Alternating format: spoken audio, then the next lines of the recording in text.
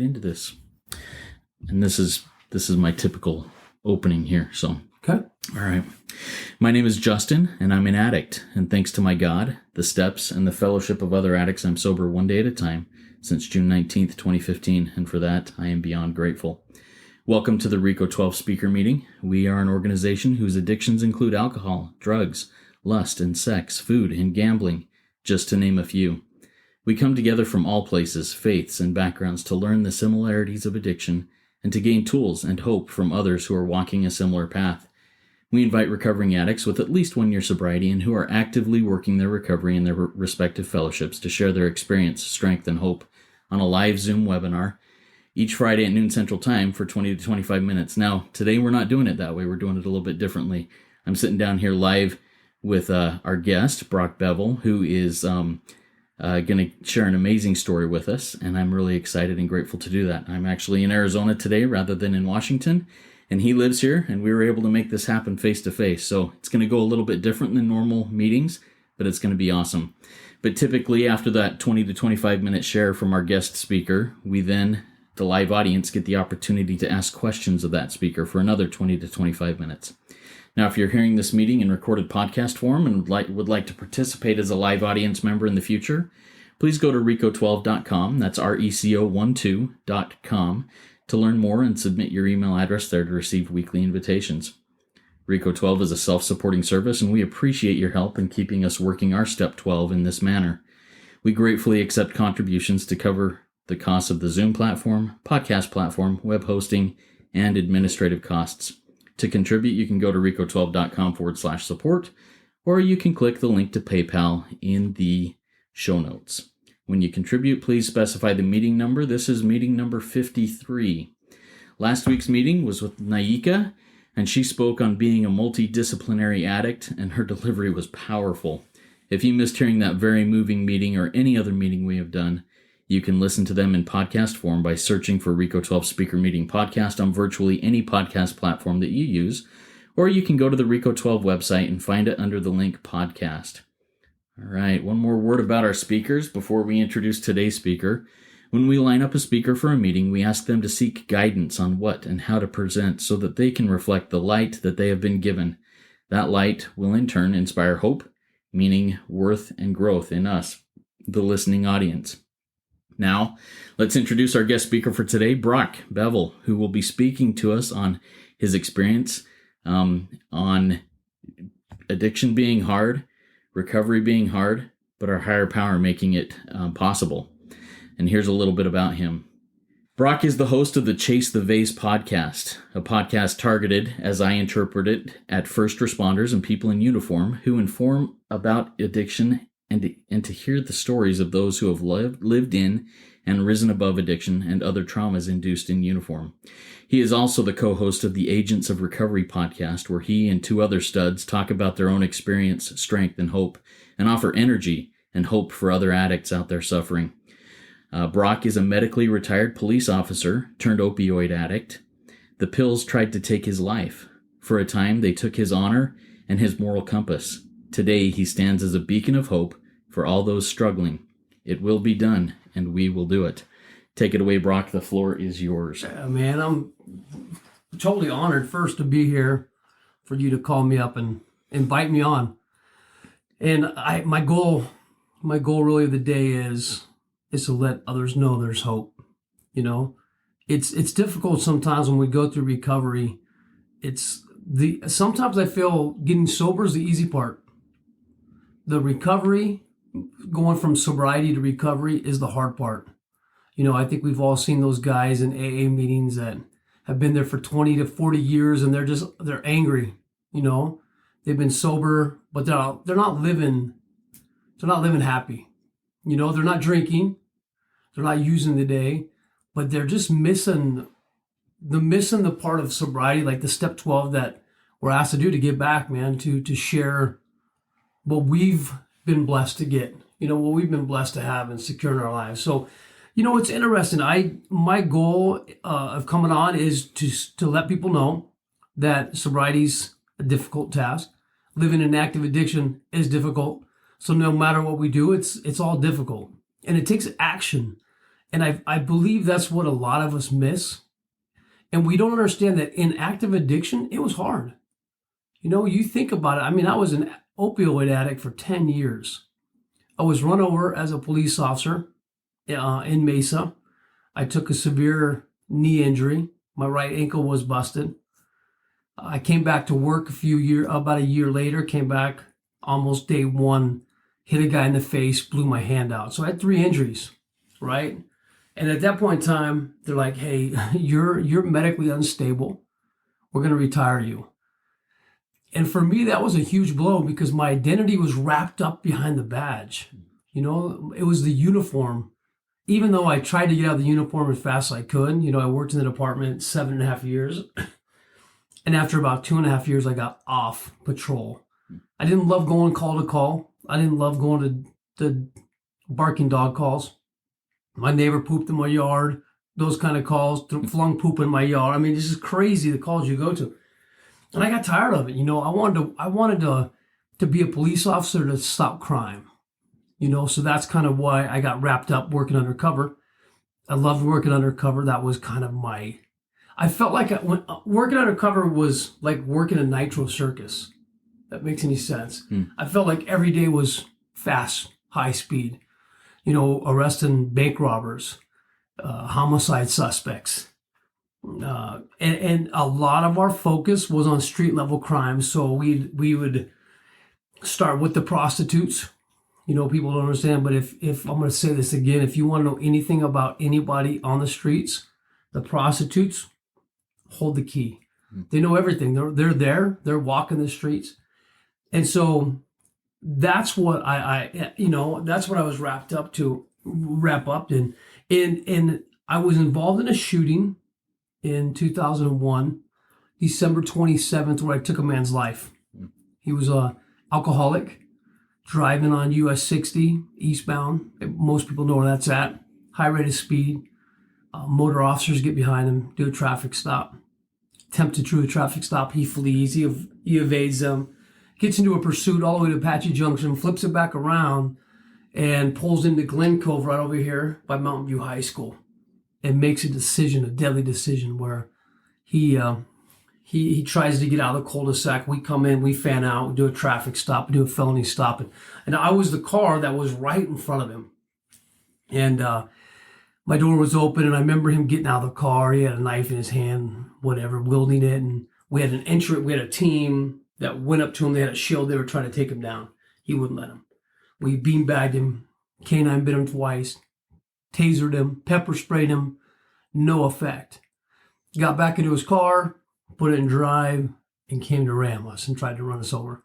So at that point in time, I had to do my job.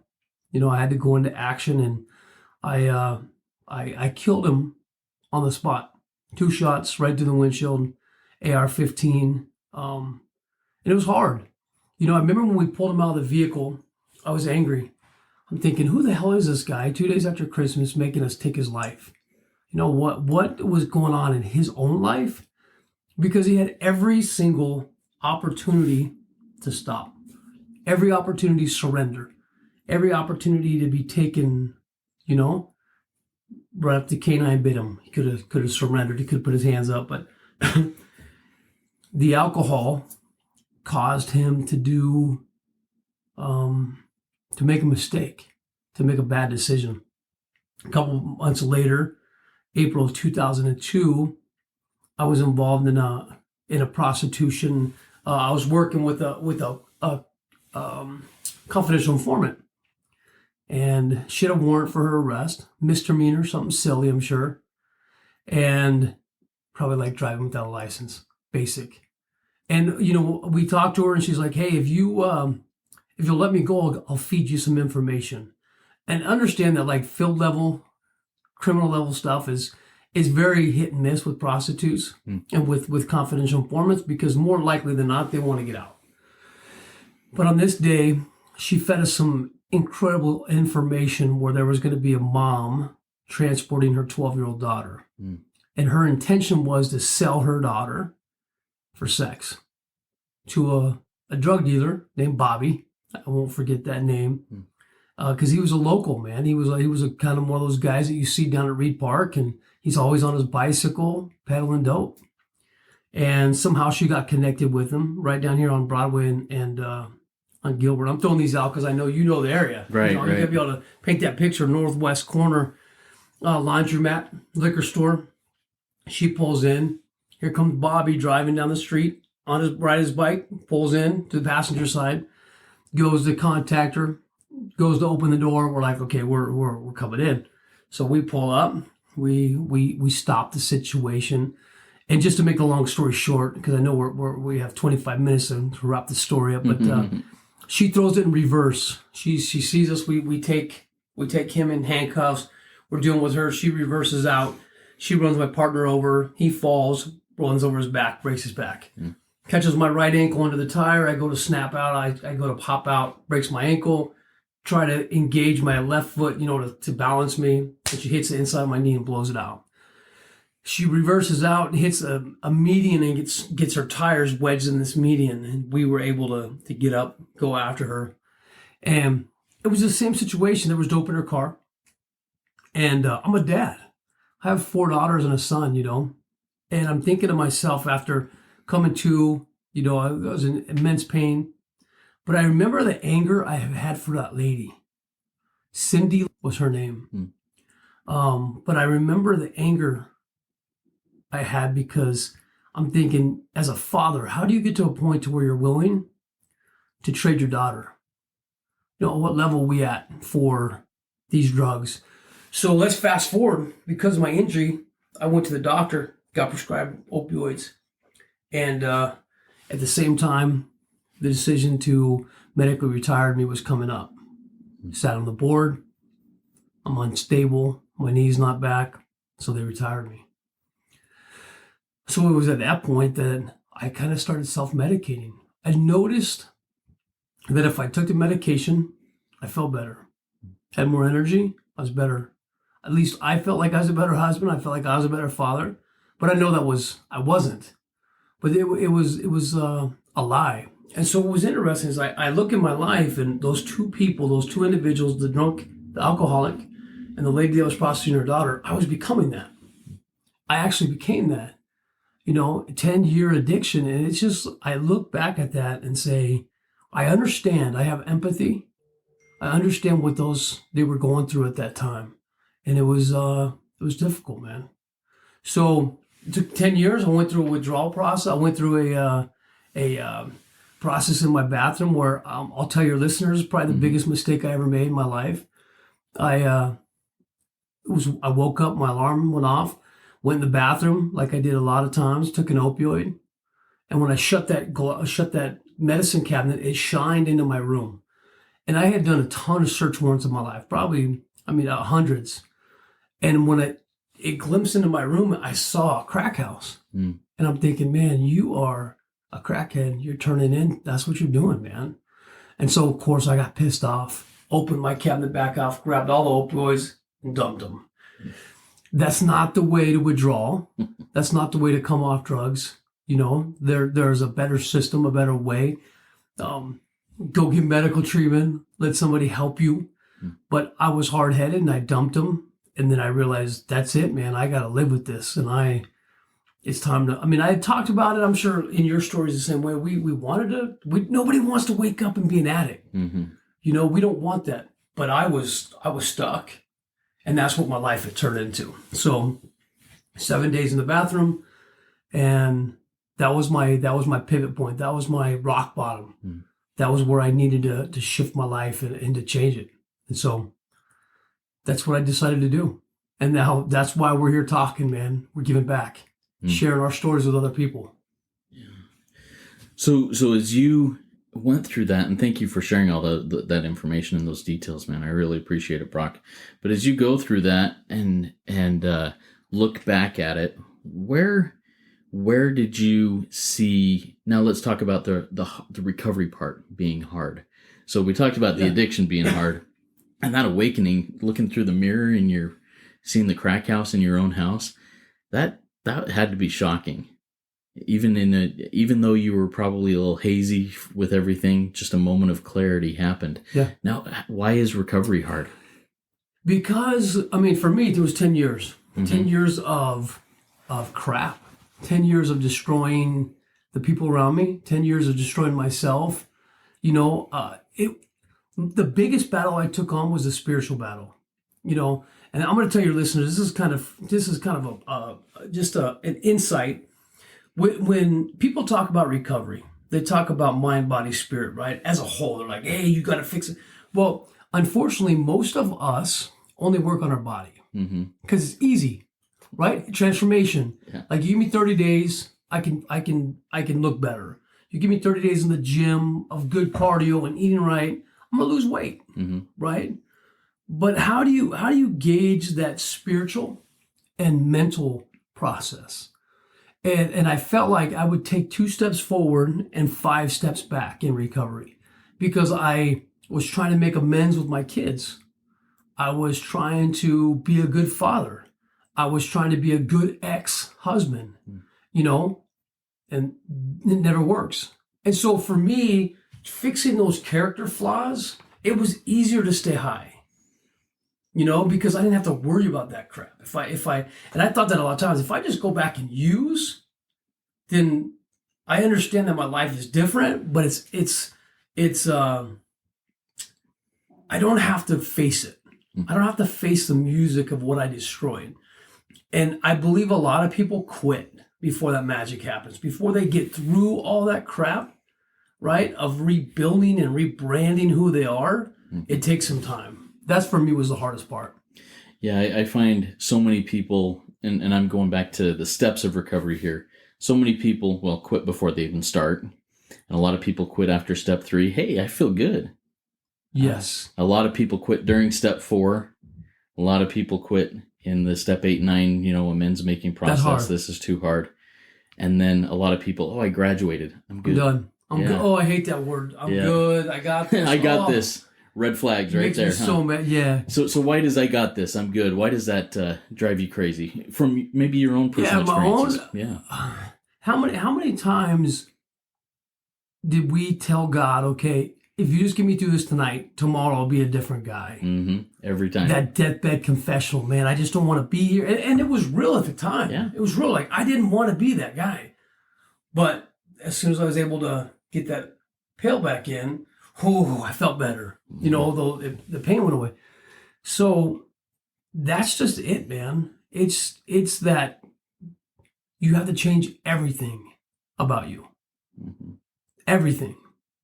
And I hate when people say change your people, places, and things. I don't agree with it. I don't agree with it because wherever you go, there you are. We know that, right? So wherever you go, if you haven't changed that mental psyche, if you haven't met Christ, right? If you haven't had that spiritual awakening, whatever your spirituality is, then you're doomed to repeat the same behaviors, right? If we haven't changed, if nothing changes, nothing changes. Right. Just because I changed the sheets on my bed doesn't mean it's not dirty. Right. Doesn't mean the mattress isn't still a piece of garbage. Yeah. It hurts my back every night. Exactly. Or whatever. Yeah. We put a facade on recovery. If we look good, people are like, he's doing good. But that internal battle, that what goes on between that 6 inches from ear to ear is what takes a lot of us out. Yeah. So addiction's hard. Recovery's hard. Our higher power makes it doable. You talked a little bit about your higher power, about Christ, meeting him and doing the whole, I like the phrase, a mighty change of heart. Yeah. This massive shift in my persona and my whole being. So tell us a little bit about your shift. What happened there? So my shift happened in my the moment of surrender. When I was in my bathroom, when I threw my pillows away, I had 7 days. The first 3 days, I had thrown up everything on my body. I was sick, man. I was withdrawing. My bones felt like they were brittle, like I was gonna throw up, and it was gonna come out my mouth. Like I mean, it was that bad. It hurt. I pooped all over myself. I mean, this is real talk. Right. I was urinating everywhere until I didn't have any more food in me. Right. And then I was just like, oh my gosh, dude, I'm gonna die here. And I remember having a prayer, saying, okay, God, listen. And that's how I started it. And I'm like, oh, here we go. I was like, okay, God, listen. If you just get me out of this, I'll change. I'll be different. And I remember like audibly him talking to me. I heard him. And he's like, so listen, you haven't even begun this process, because if I let you out of this, if I make it easy for you, you're going to go back and find one pill just to kind of satisfy that craving. And you'll be right back in it. I'm like, that guy, he knows exactly what I'm talking about. Because in the back of my mind, I'm like, if I could just get one pill, the pain would go away. And I was suffering, you know? And I was like, okay, if that's really how you feel, I'm gonna stay in it. I'm gonna stay in this fight. And I made some realizations in that fight, that 7 days. I realized, number one, nobody was coming to save me. I had alienated people. Nobody was going to come kick in the door like I had for so many people before. You know, building entry, you go in there and, you know, you're hoping that you have a team of guys coming in. Nobody was coming, man. I was alone. And I realized the only person at that moment that could save me was God. That was it. And day 7, I vividly remember, man, I was laying in the shower. I was freezing cold. I was either freezing cold, burning hot. Freezing cold, burning hot. Turn the shower on, it was cold, you know? So going through that. And I prayed again for the last time. I said, okay, I'm not saying anything, but I'm going to ask you. This is the decision. Take my life. If I just don't think I could go anymore. Like my body was it was hurting, man. You know, and I was tired, and I was broken. I was humble. You know what I mean? And some of us takes a little more humility. I'm not a humble guy. Right. You know? And he put it to me. And so I prayed and said, okay, I'm ready. Either do me a favor, take my life, like let it end, or give me the power to be different, like to get up out of this bathroom, get off the floor, clean myself up, and change people's lives. Right? See, that's what, for me, that's where sobriety became real. Yeah. Is when I had to live what I spoke. And so today, the reason I can't go back and relapse, and people talk relapse all the time. I hate it. Yeah. I'm vocal about how much I hate it, because I don't want to give myself an opportunity to fail. And if I put that, well, you know, you have one relapse in you, you have two. I don't, because I made a commitment to God that I wouldn't use no matter what.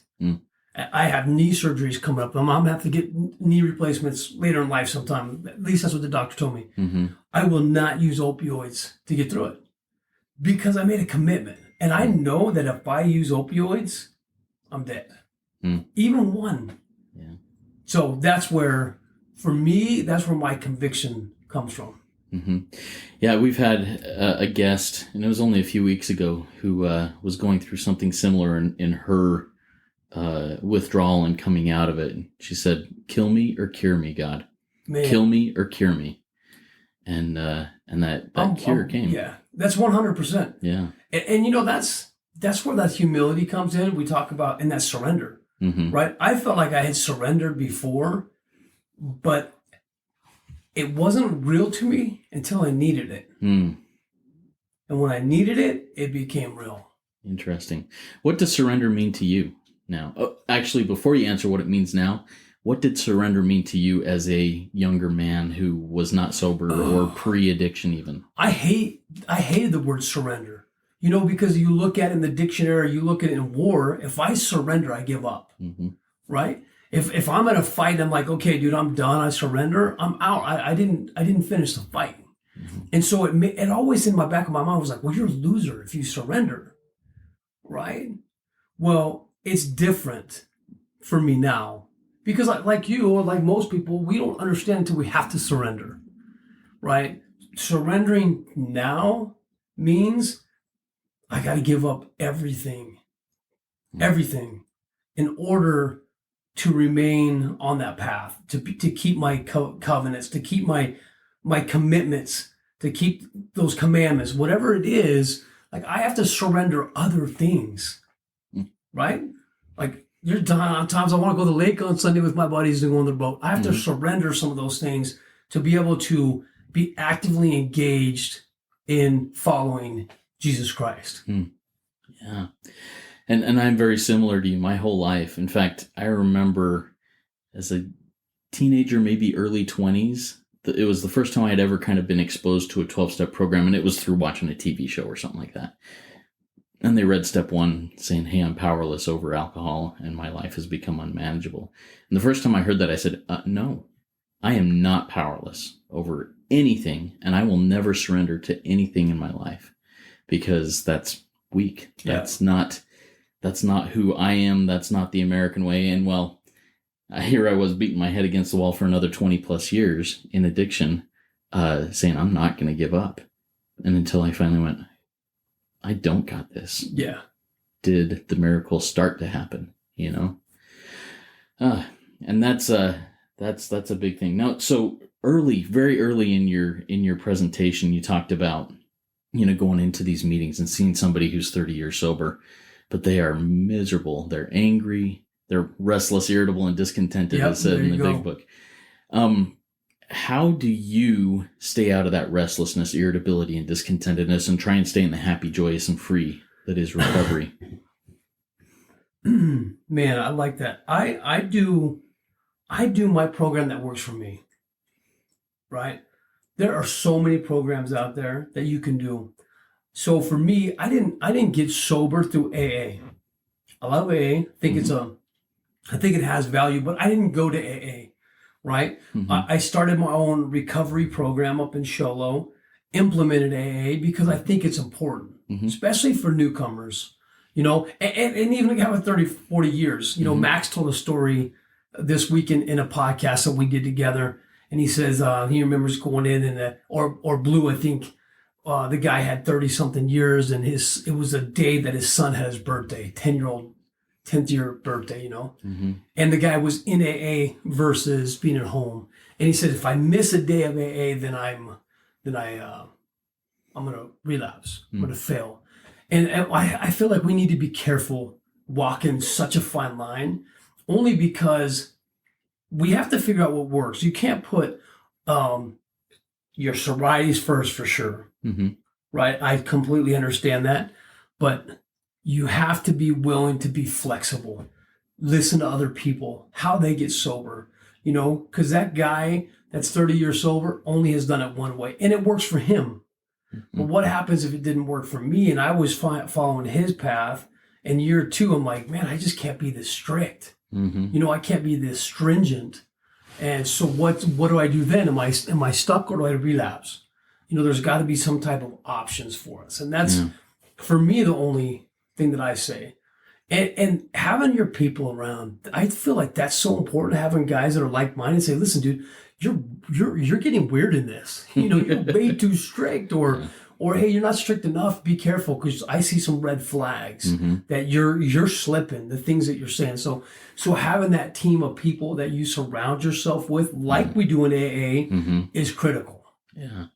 And, oftentimes when I'm starting to work with a new guy coming into the program, I feel like it's vital to get him on a strict regimen up front. You got to know the letter of the law. You got to live the letter of the law before the spirit of the law comes alive, and that's my experience. Does that resonate at all with you? So I totally agree with you so I understand why you do that. I do the same thing in scheduling. So my guys, anybody I work with, their schedule is non-breakable. So when you come in early recovery, you're going to kick me out of schedule of everything you're doing throughout that day. I'm going to call you at noon because it says you're going to be with Sally at noon. And if you're not on schedule, something's off. Right? And so doing that rigorous schedule, I love it. Love it. Whatever. Yeah. Yeah. And I love something you mentioned about, trying to remember how you worded it. It was basically whatever it takes. I will not relapse no matter what, whatever it takes. What are some examples, maybe in your own experience, or maybe people you've worked with or observed who have been in a situation where they actually did whatever it took to stay sober? Ooh, man, I've had men that have cut relationships off. They've cut a mom off. The mom was codependent on him, and she would bring him alcohol so they could maintain a relationship. So we had to cut her out. And that's hard. Change jobs. I've had a guy change jobs because he was working on a roof, and every single person he worked with on his crew would bring alcohol or marijuana to work. It wasn't even his drug of choice. He was a meth head, right? But he's like, that right there is a gateway into my addiction. Pornography. I had a guy go get a flip phone. So, I mean, whatever it takes, I mean, you have to be able to identify what it is that's holding you back, right? And so if your pornography is coming on your phone and you can't stop, go get a flip phone. Cut it out. Yeah, cut it out. Stop it. Yeah. I like that. And sometimes, well, I've got to say from my experience, most people, at least up front, are not willing to do whatever it takes that I've come up against, you know? I think it's because they don't see the value in it yet, right? We tell them because we've had that experience. Like for me, relapse isn't optional because I know where it takes me. And so maybe they haven't got to that point that, like, listen, the reason I'm having you do this is because there's value in it. Like you're going to go. So prime example, I have a guy that I work with, love him to death. He had 42 days sober, had a bad moment at work where a guy said something that really in the grand scheme of things didn't matter. Took it to heart, bought alcohol, drove home, and got in a physical altercation with his wife. Went to jail. We know that happens. Did he have to go through that to experience his rock bottom? No, I hope not. But now what? Yeah. What's going to happen now? Like, where does he go with that? Does that strengthen him? Does that tell him, okay, I can never do this again? That's my rock bottom. That's my pivot point? Or is that another reason to use again? Yeah. Yeah, and that hinge pin moment in life is such a important thing. I was talking to somebody just earlier today who's at one of those moments. And all you can do is all I felt I could do was just say, hey, you're at one of those moments. You can make a choice here. And your whole future depends on that choice. What are you going to do? And it's a scary thing. And I'm grateful that, a lot of hinge pins moments in my life, I made a wrong choice, but I'm grateful that today I think I'm making correct choices. Yeah, with man. You remember those books? I love that you bring that up. Remember those books when we were little kids? We're about the same age, and it was an adventure book, and you can go to page 22 or you can go to page 36 to go find the buried treasure. It's kind of like that, and I do that with my guys. I have them, when you're in that hinge pinch moment, I have them write up what's going to happen. If I take the left-hand turn, where's that going to lead me? If I take a right-hand turn, where's it going to lead me? Now, they know where it leads, but they still have a decision. Well, you know what? I knew where it was going to take me, and I still did it. Hey, that's on you. Yeah. I can't do anything about that, right? But at least you made a decision, and that's the way you headed. Yeah. So. Yeah. So you talk about your guys, and I know a little bit about what you do. Do you want to share a little bit about that? Yeah. You know what? I just started a program yesterday, another one called Fight Like David. You can find it at fightlikedavid.com. It's a 7-day challenge. So I ran a recovery program, and my avatar was wrong. What I mean by that is I had a lot of my clients were 21, 22-year-old kids, still living at home, very little life experience. And it was hard for me to get on their level and understand them. So what I did is I moved back down to Phoenix this year, about a year ago, and I started a program called Chase the Vase, right? It's a 30-day challenge. So I took all of that information from my 6-month program and I shrunk it into a 30-day recovery program that I do online, that I meet with men and women online. I do like having law enforcement, but now I've actually been able to merge like the general population. I do select who I have in there. I don't want an 18-year-old kid that's been a heroin addict for 4 years. Yeah. It's not the fit, right? So this challenge, the Fight Like David challenge, is I actually love the story of David and Goliath. I love, man, like I study the crap out of it. And I've found these challenges building on the biblical story of David and Goliath, why David was there. David wasn't even supposed to be there, right? And yet he overcame one of the biggest feats in the world, right? He killed Goliath.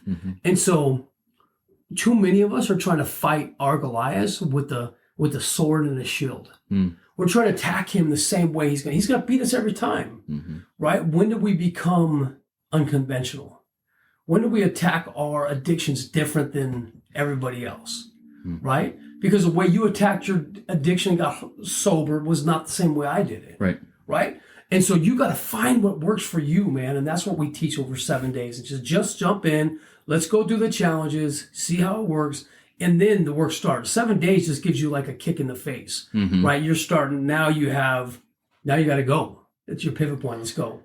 And is it always targeted at people in active addiction or people who are just struggling to get sober, or is it at people with any sort of challenge? This is not even addiction related. So if you're Goliath, I let you select what's your Goliath that you're going to attack. So you got 7 days to attack this one Goliath.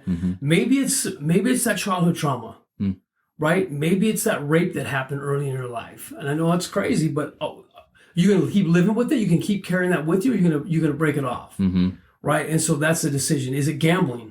Is it pornography? Is it obesity? Like, what is it? Let's just start attacking it. And it's that same thing with I want to attack you. I want to attack your spirit.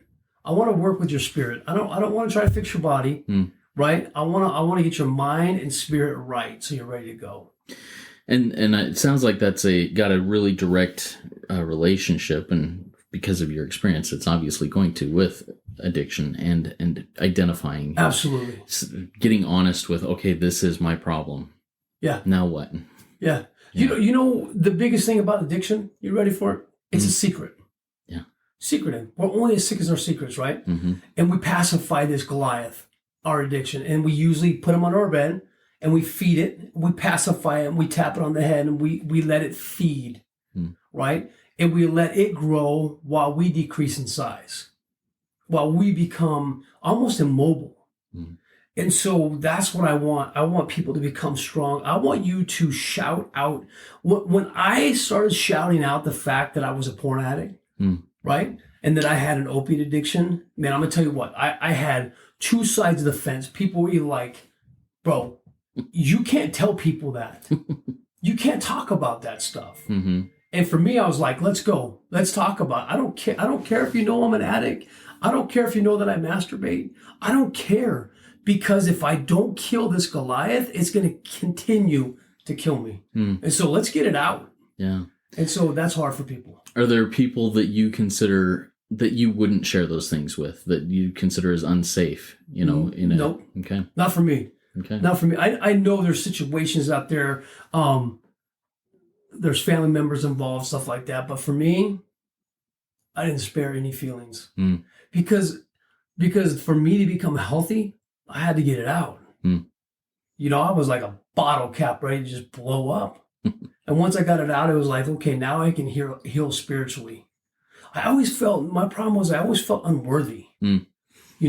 As a kid growing up, I hated advancements in our church because I was never worthy. Yeah. I'm like, oh my gosh, how do I tell the bishop this? Or how do I tell somebody that I'm struggling with this? What do you do? Yeah. And so for me now, I'm like, let's just talk about it. Let's get it out. So I want to sit on that for a minute, the unworthy thing. In my experience, that has to do with my perception of who my higher power is, who God is. If my perception of him is that he's this judgmental, condemning, I'm never going to measure up no matter what, I'm going to continue feeling unworthy. And I'm just going to, like you said, pat that Goliath under my bed and keep feeding him and decreasing myself.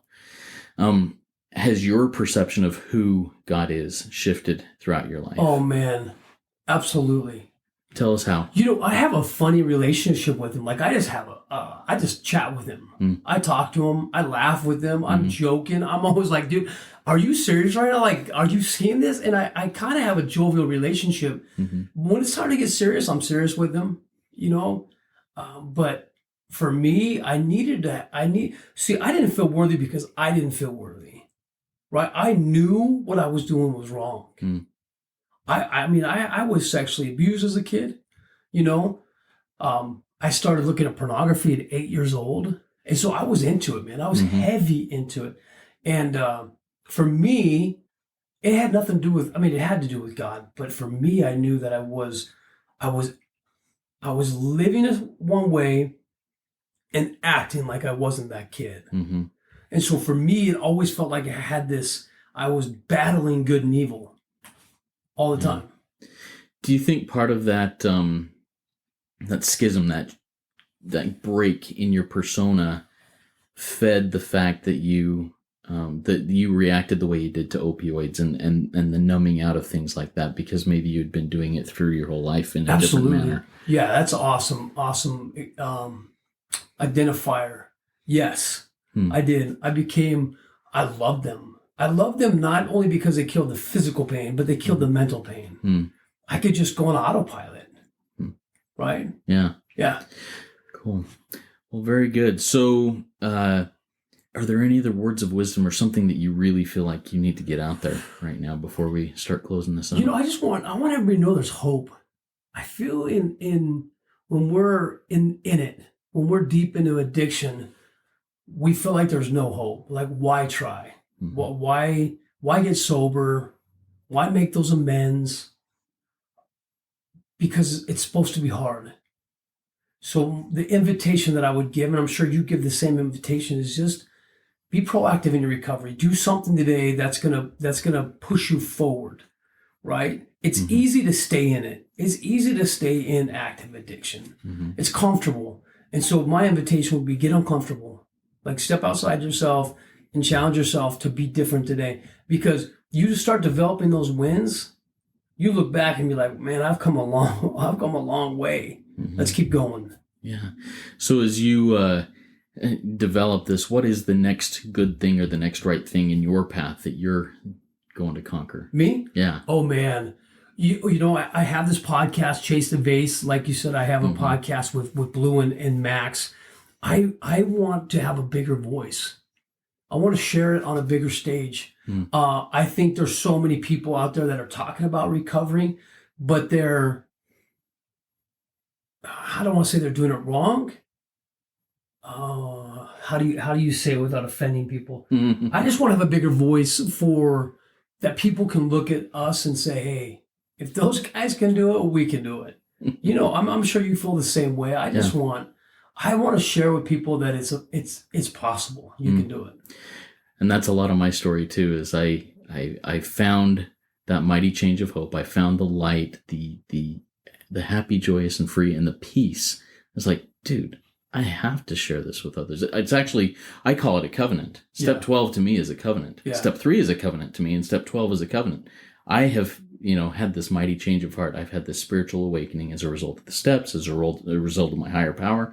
Now I get to share it. Yeah. I get to practice these principles, and all I do imperfectly, absolutely imperfectly.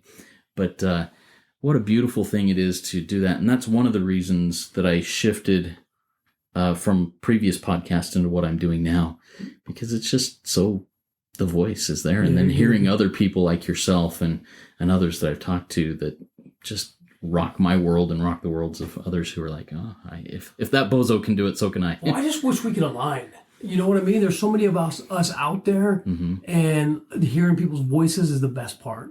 Hearing your story, because your story may resonate with somebody else. My avatar is not your avatar, and that's why I honestly think God has handpicked a lot of us. And this is our journey. Yeah. We got to do it.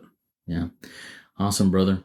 Well, I really appreciate your time here. I'm going to do a close-up reading, and then we'll have the prayer from the heart that you said that you'd like to offer there at the end. All right.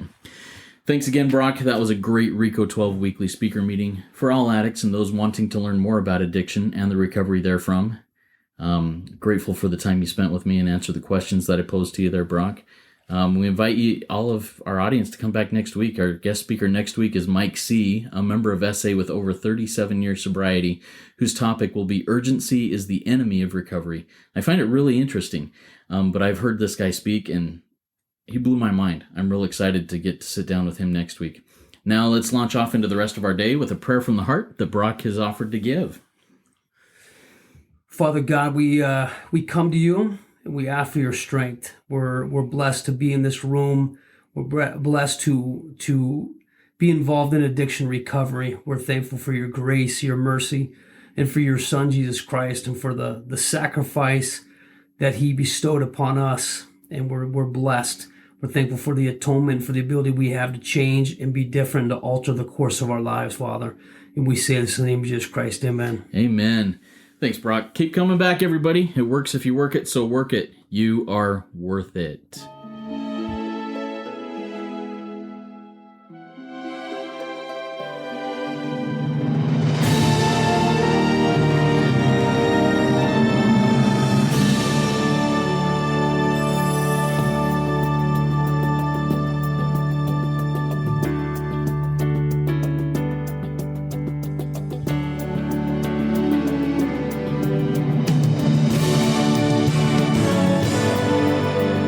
Standing still a moment, carving out this time, reflecting on the landscape of this life of mine.